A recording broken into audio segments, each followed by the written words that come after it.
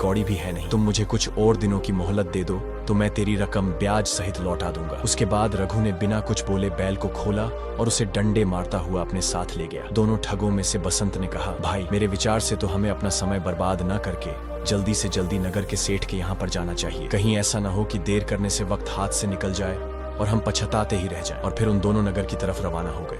वे दोनों सेठ की हवेली पर पहुंचे और सेठ से राम राम कर लखन ने कहा, सेठ जी हमें बचा लीजिए, हमें पाप के गड्ढे में गिरने से बचा लीजिए। साहूकार ने कहा, अरे भाई कौन हो तुम दोनों? सेठ जी हमें इतनी जल्दी भूल गए, हम दोनों लखन और बसंत हैं, कल ही तो आपसे 5,000 रुपए लेकर गए थे।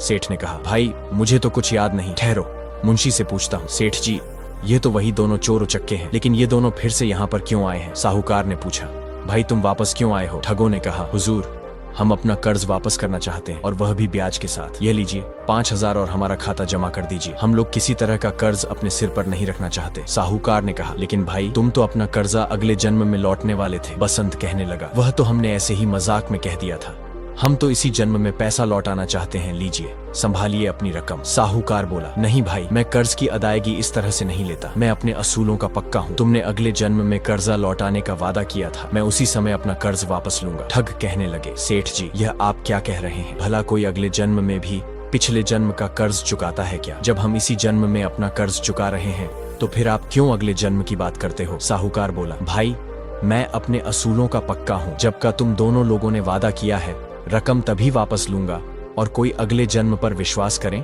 या ना करें, लेकिन मुझे तो पूरा विश्वास है मैं तुमसे अपना कर्जा अगले जन्म में ही लूंगा। दोनों ठग साहूकार के सामने खूब रोए धोए और गिड़गिड़ाए, लेकिन सेठ ने उनकी एक न सुनी और बिना रकम लिए ही उन्हें घर से बाहर निकाल दिया।